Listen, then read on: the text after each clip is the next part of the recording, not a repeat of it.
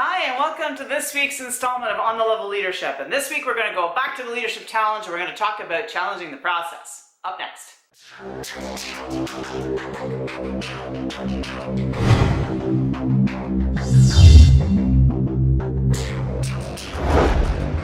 So what does it mean to challenge the process? Well, it's not just about complaining about your job or complaining as a new leader in an organization of how poorly the organization is being run.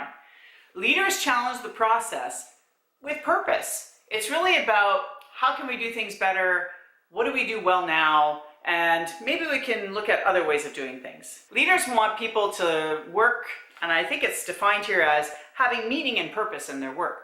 So challenging the process might be simply at looking at not just the what you do, the how you do it, but maybe the why you do it. Remember that what's rewarding is what gets done. So human beings like to feel reward. They like to feel as though they're doing a good job. And so if they don't feel like their job is rewarding, then stuff just isn't going to get done. It's important for leaders to sometimes look outwards. Personally, you need to look internally, but outside is where your clients are, your stakeholders, your partners. And when you look outside of your experience and you look outside of your organization, sometimes you can really get some good ideas on how things can change or modify that can add additional purpose or meaning to what it is that you do on a daily basis. Sometimes it's about sharing opportunity to or exercising opportunity to see how other groups do work. So doing an exchange program of some sort between, let's say, retailers or what have you. I mean, there might be some competitive issues with that, so scratch that. Being able to maybe do a crosswalk between teams and sort of see how other people do their things and how they've come to their conclusions around how they do their work and what they do and why they do it might actually help to kind of provide some really good ideas on how you can improve your organization or your unit. So maybe doing some cross-pollination with other groups might be a good way to do that. So you're not necessarily challenging exactly what you're doing, but you're looking at how other groups do it and see if anything that they're doing can actually improve how your practice is. Promoting communication is a really great way of challenging the process. So it's enabling people to speak freely. And highly functional organizations are adept at this. They know how to talk within themselves or outside of themselves. So internally or externally, there's strong communication skill sets. And I think that's something that we need to really make sure that is promoted. It's something that we do as leaders, we need to bring to the table, is that ability to communicate. Look for good ideas. And sometimes, and I've said this in previous blogs, sometimes the really biggest, awesomest ideas come from like the smallest voice in the room. So I think, look for those good ideas and be open to those good ideas, because I think that's part of the process of challenging is just looking at what kind of ideas are out there that we can really exercise to try to improve things. Treat every job as an adventure. That's a phrase that's used in the book, and I think that's really cool, is that that's not always easy though. Because if I look at my job that I do currently, and it's like, is it an adventure? Well, I wouldn't describe it as an adventure. But I think if you're looking to explore new things, I would say if you were to look at it as an adventure from the perspective of looking for new things and looking to expand yourselves as a group or as a team or even as a personal leader, I think that's really kind of the way to do it, is to kind of see, it's to explore. If you look at adventure, the definition as being exploring new options or exploring new ideals or exploring new ideas. I think if you look at it from that perspective, then yes, your job can be an adventure. Otherwise, it's kind of a hard recipe to follow and be an adventure. My job's not an adventure most days, but it's what Kouzes and Posner say you should do, is treat your job as an adventure. The other really important and key part to challenging the process is being able to experiment and take risks. And Kouzes and Posner go in depth about this, but this is something where I think typically organizations tend to fail. I think that what we end up seeing is new leadership often will come in and they're the change managers, right? They're the ones coming in to make the big changes, organizational changes, policy changes, position changes, directional changes, strategic changes, whatever change is going on in your organization. You'll sometimes get people that come in and do that. And they'll say they're looking for good ideas, and they'll say that they're looking for you to implement new ideas.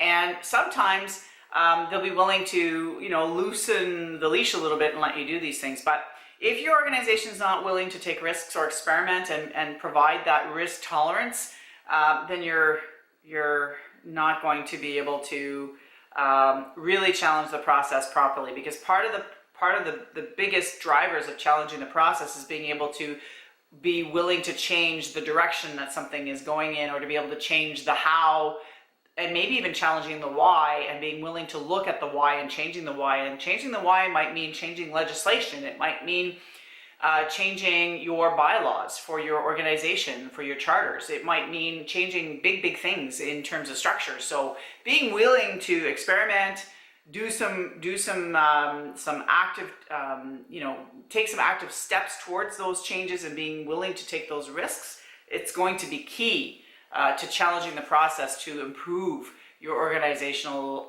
capabilities going forward. Generating small wins. So when you're challenging the process and looking to make some changes in an organization, you have to look for those small wins. In a government setting, we often use the phrase low-hanging fruit, right? So what's the low-hanging fruit that you could just pick off the tree that's really easy to grab? And so those small wins. And part of the small wins, I mean, if you look at other authors that talk about change management, I'm thinking of Lewin, for example, talks about freezing and unfreezing and thawing and all these kinds of different terms when it comes to change management. The issue here is that if you take those small wins and you run with them, then you're kind of building momentum towards positive change. So small wins can really help the morale of an organization, and really kind of help drive the thought behind the fact that yes, the organization is willing to make changes and they're willing to take risks, and look at, we've got this win to demonstrate and prove that. You want to learn from experience and build some psychological hardiness. So psychological hardiness is defined as an individual or a group or a team that is able to overcome some major changes or overcome major hardships, and yet still come out with like a positive attitude. That's, if you can somehow find a way to build that in your organization, man, you'd be doing really well, because I think that's something that I think a lot of organizations frankly struggle with, is that ability for hardiness. We tend to, I know myself personally, I have a hard time with this. It's very easy to get down in the dumps when things go really crappy. So building that hardiness and not turning it into everything into a big negative drama scene, I think would be really key to being able to challenge the process in a way that improves the way you do business. Breaking it down, the whole eating the elephant one bite at a time kind of statement, it's really about that. And leaders are really good at being able to take a big problem, like a big strategic perspective, and then breaking it down. Some people like to use logic models, which kind of break it down. Other people like to use project management software to actually take a project and break it down. However it is that works for you, if you're able to take a big issue and try to break it down into simple steps, the easier you're able to do that, or the more you're able to do that, the easier it will be to get people to follow you during those challenging times when changes are happening in your organization. Learning from experience and being an active learner is really important as well. And they sort of say you must learn from history or you're doomed to repeat it. And I think that is true for all things, not just wars and death, but it has a lot of merit with respect to businesses and organizations, is that oftentimes when a new leader comes in, especially a change manager, they've been told certain things about an organization. They have come in with certain mental models, which we'll talk about at some other vlog around mental models and lenses and so on and so forth. But they'll come in with certain thoughts of what an organization is all about. The challenge with that is that it's really difficult to really be an active learner if you're coming in with these pre sort of positioned thoughts about something.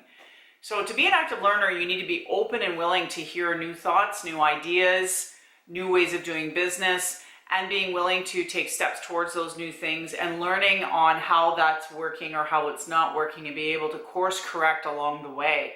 And I think as individual leaders, we need to do this, and then as organizations, we need to learn to do this. So I think it's just really a matter of being willing to learn from experience, learn the good, take the good, learn the bad, course correct, and then you can take those learned lessons and apply them so that they're They're not just lessons observed, they're actually lessons learned. Creating an environment that allows for learning is really important. And when we talk about learning, we're not talking about training here. We're not talking about taking courses. We're talking about organizational learning where people can make decisions about how to behave or what to do, or make decisions on day-to-day sort of behaviors in their day-to-day work and their day-to-day roles and responsibilities, and be able to course correct on their own as well when things don't work. And I think being a nimble organization should allow for that. In order to challenge the process, you need to kind of do the following.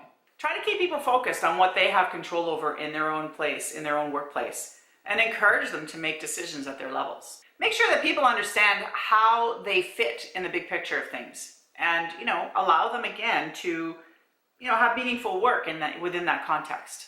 Make sure that as a leader you set incremental milestones and goals and break down the big piece into little pieces so that you can make it a lot easier for people to follow you as you challenge the process and make changes along the way. Always be willing to experiment with new ideas. Experimentation is key, but more importantly, have the tolerance to risk as well. And I think that's always a challenge. It's especially a challenge in a public domain, whether it be a governmental organization, a non-governmental organization. It's really difficult sometimes to have that risk tolerance because you have to answer to taxpayers, for example, for the dollars spent. But I think even in a corporate environment, when the bottom line and you've got shareholders involved, it can be sometimes difficult to take risks. So I think as leaders, we need to be able to embody that ability to take risks and be able to really experiment with new thoughts and new ideas and course correct when we need to before damage is done. And I think that's kind of what we need to do as leaders. Never stop experimenting, and I think that's the key. In order for you as a leader to continue to grow, and as for your organization to continue and grow, you need to really be willing to experiment and keep moving forward in that regard. To recap, to challenge the process, you have to be able to do two things. You need to be able to search for opportunities, and you need to be able to experiment and take risks. That's all that we have for this week. It's been great having you. See you next week. If you like this weekly installment of On a Level Leadership, where I provide you some very no-nonsense sort of leadership tidbits, then feel free to press the subscribe button down below and you'll get a weekly installment. Thanks again. See you soon.